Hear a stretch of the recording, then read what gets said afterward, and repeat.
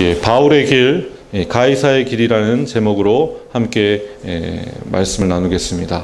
지금까지 저희도 길 시리즈를 하고 있죠. 다음 주에 저희가 할까 말까 지금 하나 더 할까 말까 지금 마무리를 할까 말까 지금 고민하고 있습니다. 여러분, 길 시리즈 지금 한 7주째 지금 계속되는데 거의 막바지에 왔습니다. 지금 구약부터 시작해서 지금 차근차근 생명나무로부터 창세기 1장부터 시작해서 저희들이 지금 구약의 얘기가 다 끝났고 이제 신약으로 넘어가서 이제 바울 이야기로 넘어갔습니다.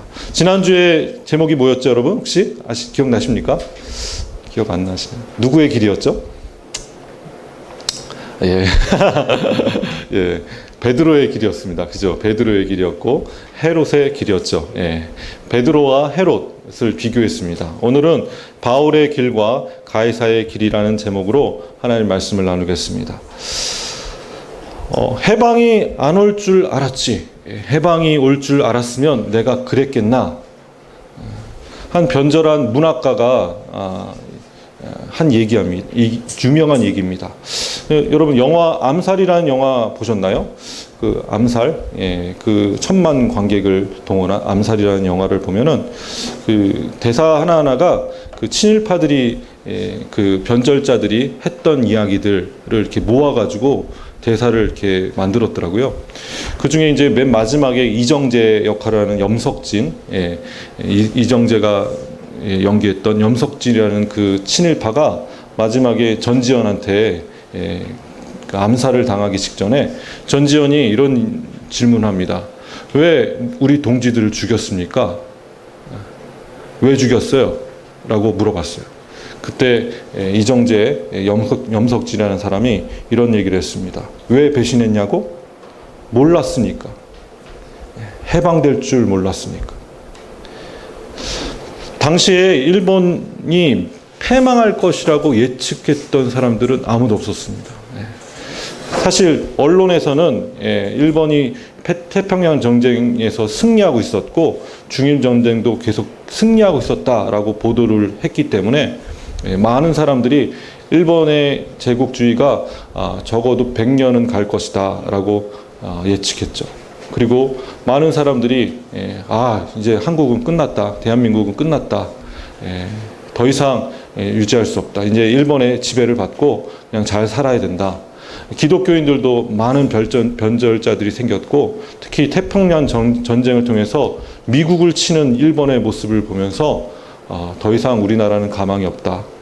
그래서 포기한 상태로 들어가서 많은 독립운동가들이 그 당시 대한독립 만세를 외쳤던 많은 독립운동가들이 변절자로 변신하는 모습을 우리가 볼 수가 있습니다.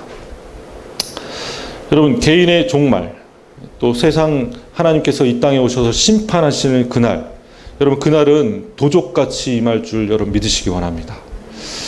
여러분, 그날에 하나님께서는 그 공정치 못했던 모든 재판들, 공정치 못했던 모든 세상 사람들, 세상 권세자들의 재판들 다 끄집어내셔서 다 상속해 하셔서 마지막에 공정한 재판으로 우리를 의로운 재판장 되셔서 우리를 심판하실 하나님이심을 여러분 믿으시기 원합니다.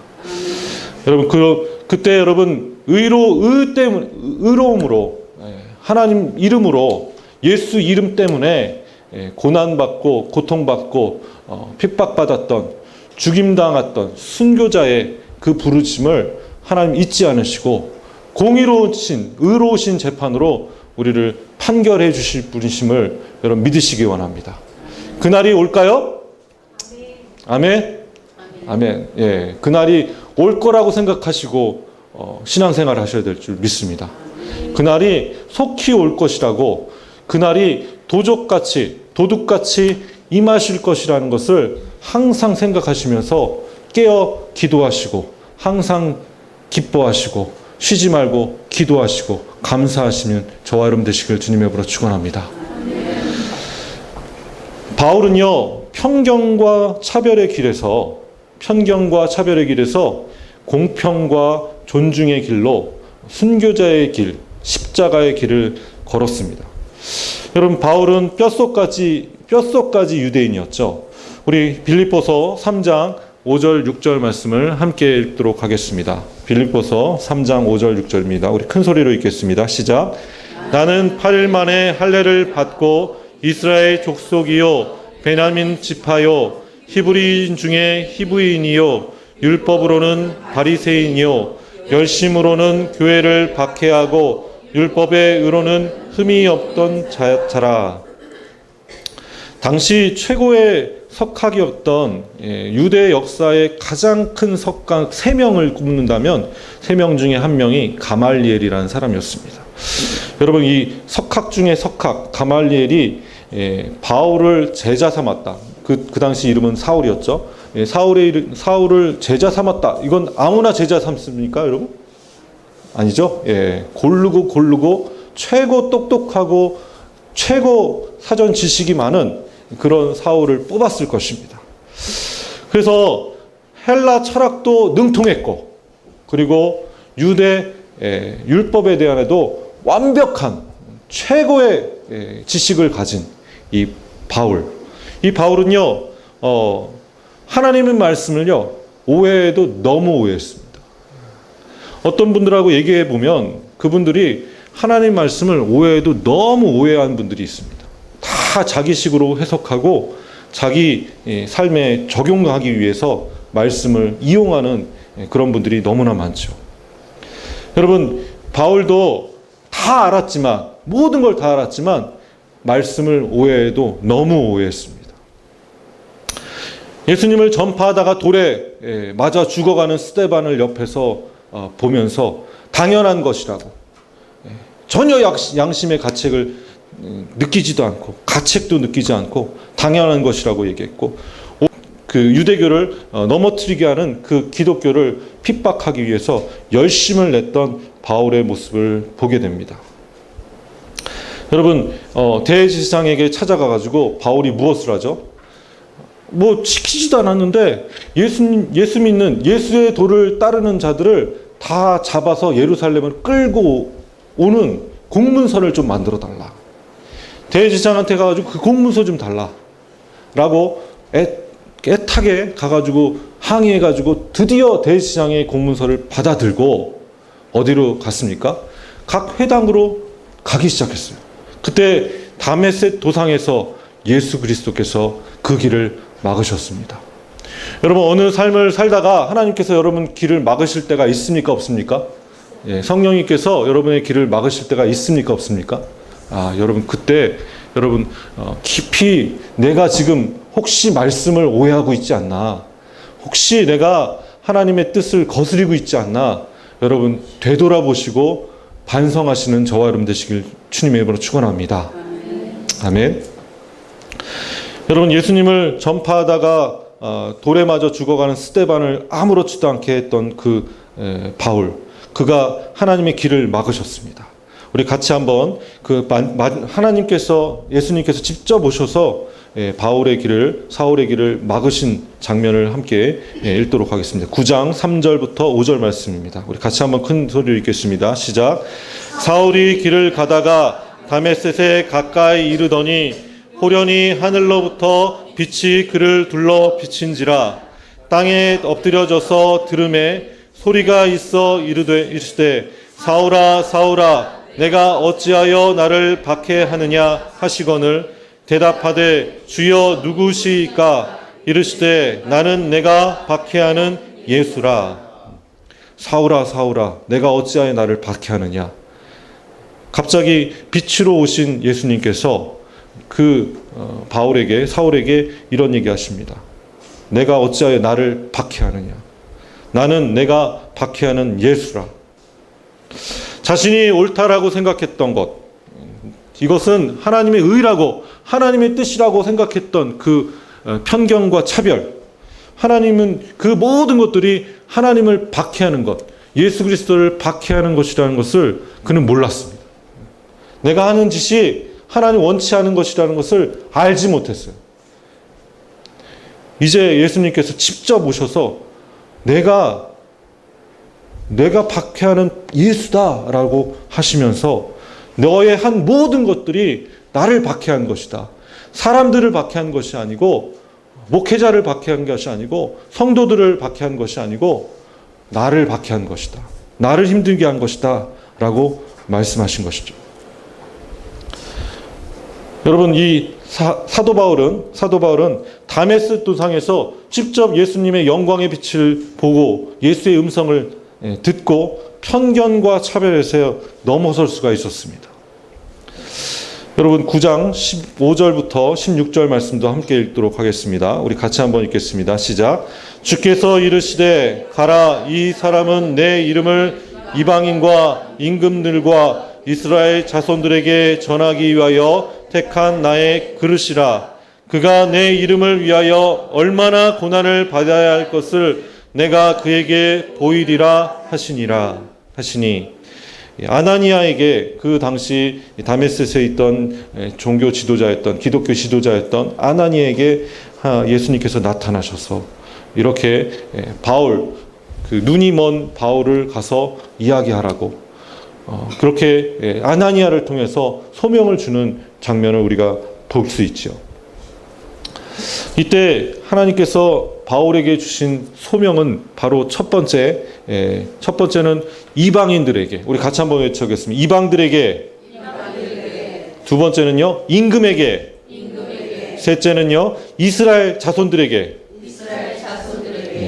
이 세 부류의 사람들을 말씀을 전하는 통로로, 그릇으로 너를 그 바울을 세웠다라고 아나니아에게 그렇게 소명을 이야기하는 모습을 보게 되죠. 여러분, 이것은 16절 말씀을 다시 한번 읽겠습니다. 16절 시작. 그가 내 이름을 위하여 얼마나 고난을 받아야 할 것을 내가 그에게 보이리라 하시니, 예수 그리스도를 박해했던 바울이, 예수님을 박해했던 바울이 이제 예수님을 박해했던 그 바울이 이제 박해를 받는, 그 박해를 다 몸소 체험해야 되는 그 사명의 길, 순교자의 길, 십자가의 길을 걷기 시작하였습니다.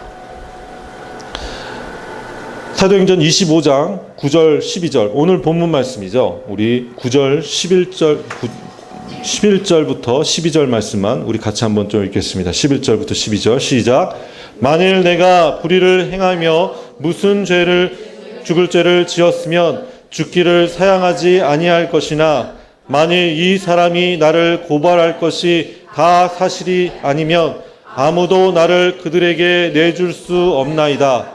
내가 가이사께 상소하노라 한데 베스도가 배석자들과 상의하여 이르되, 내가 가이사에게 상소하였으니 가이사에게 갈 것이라 하니라.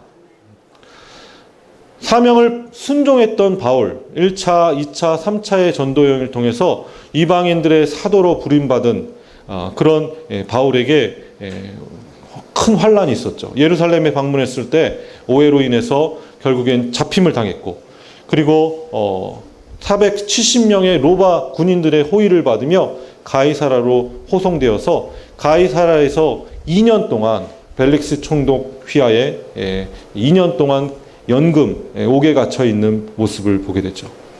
2년이 지난 후에 총독이 바뀌었죠. 베스도라는 총독으로 바뀌었습니다. 베스도 총독은 그 전에 벨릭스 총독이 했던 모든 재판들을 다 끄집어내서 처리해야 될 것들을 처리하기 위해서 바울의 사건을 펼쳐봅니다. 그때 이제 유대 대제사장이 바울을 죽여라, 이쪽으로 보내달라, 예루살렘으로 좀 보내달라, 우리가 재판하겠다, 네가 재판할 부분이 아니다 라고 했을 때 바울에게 너에게 이 상소를, 이 재판을 변호할 수 있는 기회를 주겠다 했을 때 바울이, 나는 황제의 법정에서 쓴 자입니다. 내가 예루살렘에 가서 대제사장의 그 사내들인 공의회의 법정에 쓸 이유가 없습니다. 나는 로마의 시민권자입니다 라고 하면서 상소함으로 가이사에게 앞으로 가게 되는 우리 과정들을 우리가 볼 수 있죠. 여러분, 바울의 사명은 무엇입니까? 아까 얘기했던 것처럼 임금에게, 가이사에게, 그 당시 최고의 권력자였던 로마의 황제에게 말씀을 전하는 것, 전도하는 것, 그에게 주신 하나님의 사명입니다. 그 사명에 완전히 붙들림 받아서 옥에 갇히든 뭐 핍박을 받든 돌에 맞든 전혀 상관없이 그 길을 꿋꿋하게 걸어가는 바울의 모습을 우리가 볼 수가 있죠. 여러분, 그런 바울처럼 여러분들 십자가의 길, 순교자의 길을 걸어가시는 저와 여러분 되시기 원합니다. 예, 아멘. 예. 오늘 본문 말씀에 이제 가이사의 이야기, 이 가이사 로마 황제에 대한 이야기, 로마의 그 이야기들을 우리 함께 좀 나눠보도록 하겠습니다. 이제 지금까지 바울의 길을 함께 했고요. 이제는 가이사의 길을 함께 보겠습니다. 여러분, 제국의 권력자인 가이사의 길은 바울의 길과 전혀 다른 길이었습니다.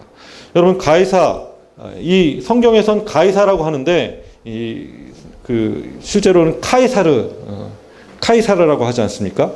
율리우스 카이사르의 이름을 따서 옥타비아누스가 자기 그 카이사르의 이름 성을 유산으로 상속받아 가지고 그때부터 최초의 로마의 황제였던 옥타비아누스가 그 성 카이사르를 따라서 로마의 황제는 그때부터 다 가이사라고 부르기 시작됐습니다.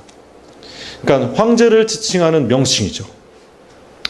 여러분, 황제는 이게 정치제도 중에 제정이라고 하죠. 제정이라고 합니다. 민주정, 공화정을 했던 로마가 그것을 다 내려놓고 그전에는 이제 원로원과 또 호민관 세워진 시민 대표들 이런 제도를 통해서 투표를 통해서 민주적인 절차를 통해서 공화정을 했습니다. 여러분, 우리나라는 공화정을 하고 있죠? 처음 들으시네요. 우리나라는 민주공화국입니다. 그죠? 예, 공화정을 하고 있습니다. 그러니까 삼권이 분립되어서 한 권력이 다 집중되는 것이 아니라 서로 견제할 수 있는, 누구도 그 위에 쓸 수 없는 그 삼권이 철저하게 분리되어 있는 그런 공화국입니다. 믿으십니까? 별로 믿기질 않으시는 것 같은데 아직도 왕권을 생각하시나요? 예, 왕정을 하시려고 하시나요? 예. 교회도 마찬가지입니다. 교회도 민주적인 전차를 통해서 공화정을 해야죠. 예. 근데 황제를 한다는 것은 무슨 뜻하는 거냐면, 그 전까지 그래도 원로원이 반대하면 왕이 할 수가 없었어요. 아무것도 할 수 없었습니다. 그리고 제사장이, 그 당시 제사장들이 신전을 섬기는 제사장들이 반대를 하면 왕도 어떻게 반대를 무릅쓰고선 그 일을 할 수가 없었어요. 그런데 황제가 된다는 건 뭐예요? 황제는 내가 제사장이야.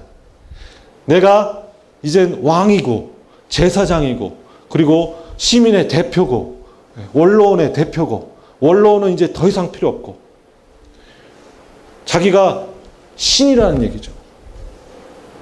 신적인 존재로 반열에 든다는 것을 의미하는 것입니다. 여러분, 이런 황제 제도를 우리가 해야 됩니까? 말아야 됩니까?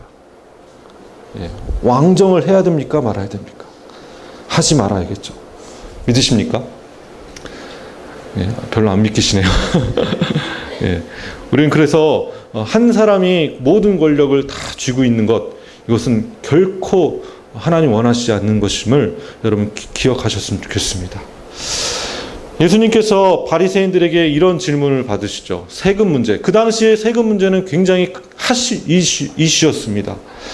세금을 내는 것이 옳은 겁니까? 옳지 않습니까? 만약 세금을 내는 것이 옳다라고 얘기하면 예수님이 어떻게 되죠? 세금이 너무 스트레스를 받고 있는 민심이 그 예수님께 등을 돌릴 수밖에 없는 상황이 벌어진 거죠.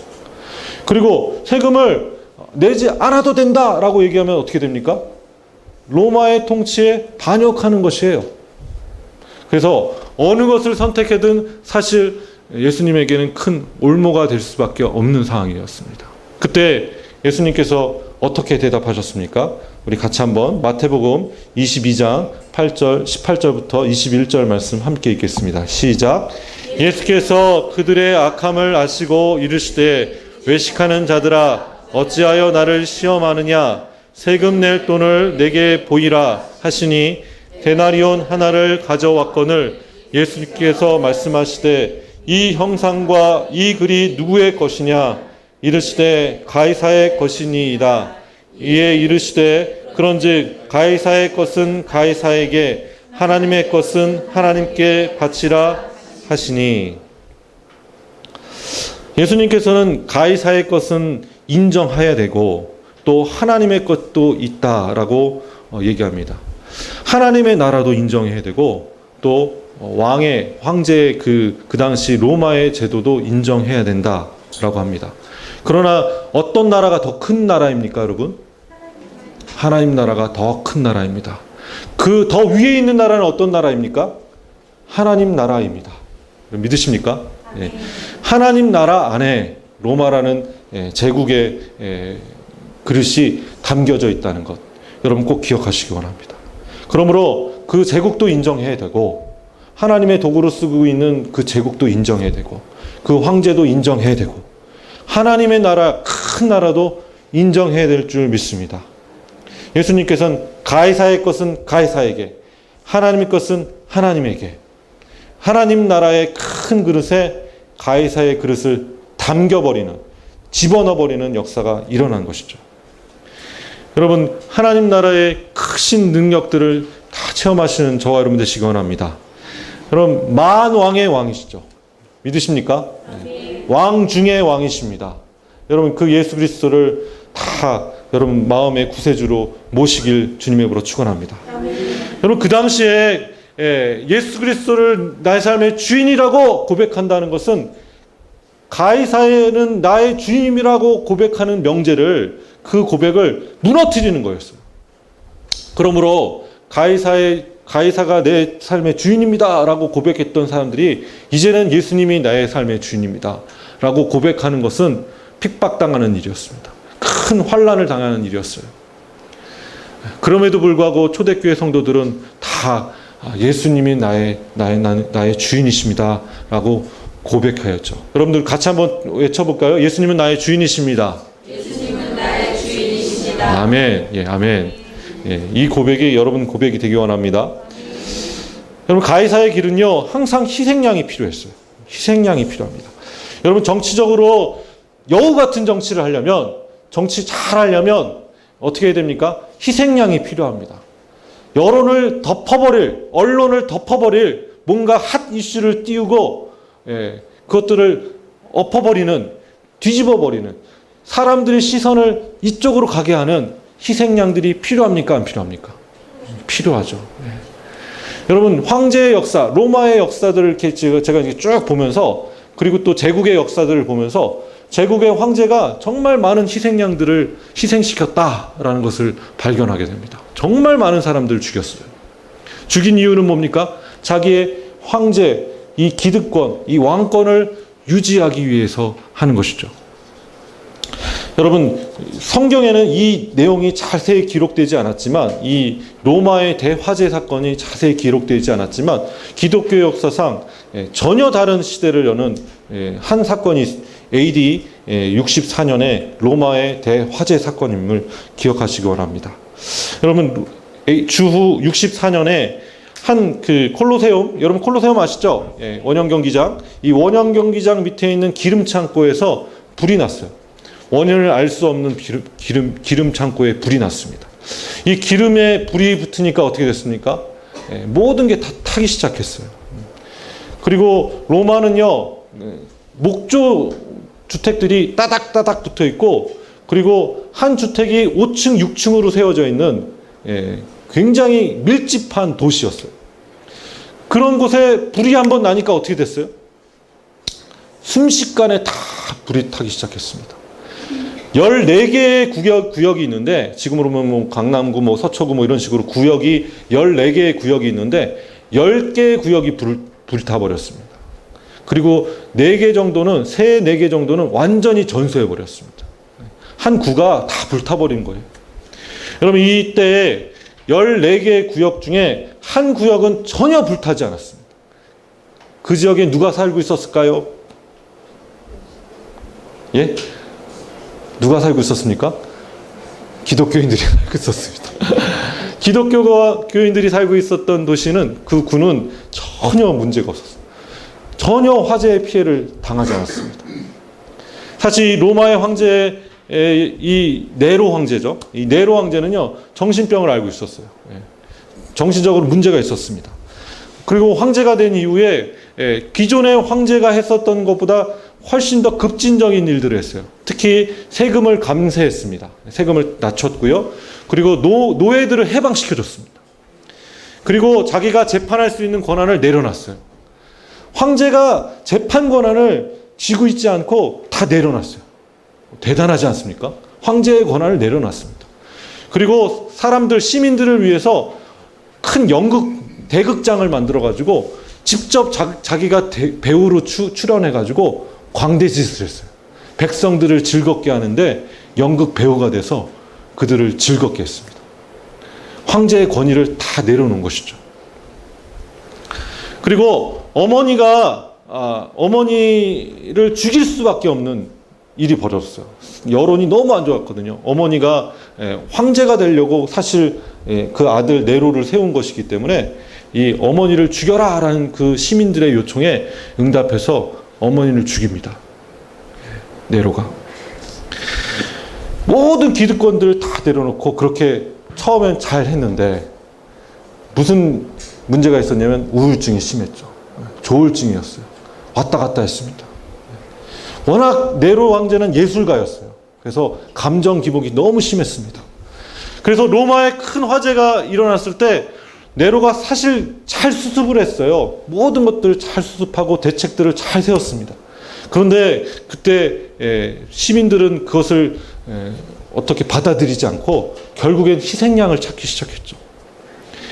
여러분, 대중들은요, 희생양이 필요합니다. 분노할 대상을 찾죠. 누군가 완벽한 적이 있어야 돼요. 대적이 있어야 됩니다. 그 대적에게 모든 걸 다 뒤집어 씌우죠. 마치 일본이 그때 관동 대지진이 있을 때 우리나라 사람들에게 모든 것을 다 뒤집어 씌워가지고 조선인들을 학살했던 것처럼. 여러분, 6천 명이 넘는, 사실 기록도 없습니다. 여러분, 관동 대지진 때문에 일본 사람들이 우리나라 사람 죽인 숫자가요.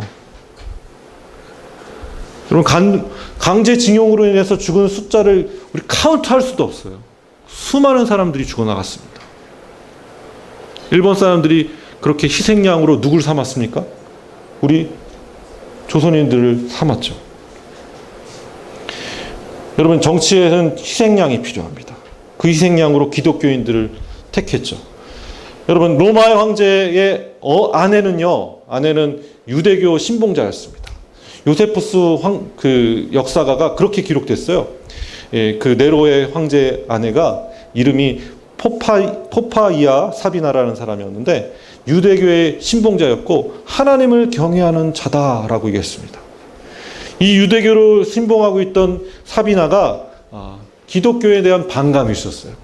그래서 이번 기회에 기독교인들을 다 죽이자.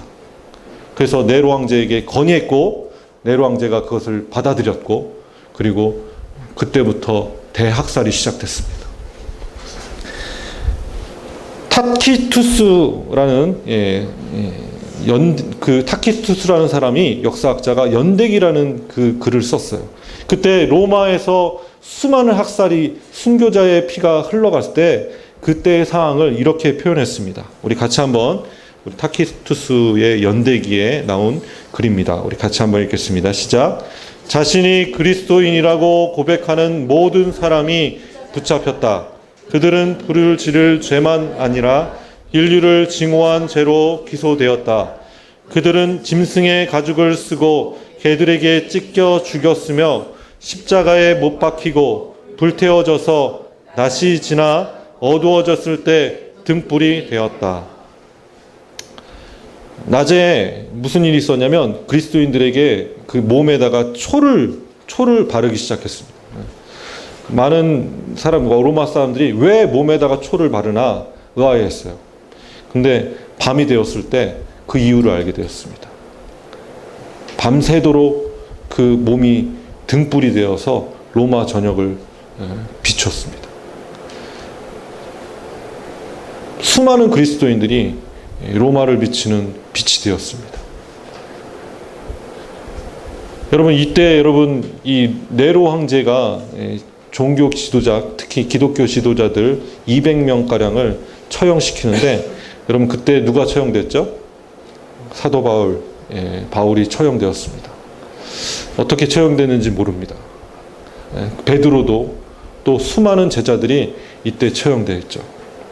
그때부터 기독교의 역사는 핍박의 역사, 순환의 역사, 총 300년이 넘는 시간 동안 이 핍박의 역사, 순교의 역사가 시작되었습니다.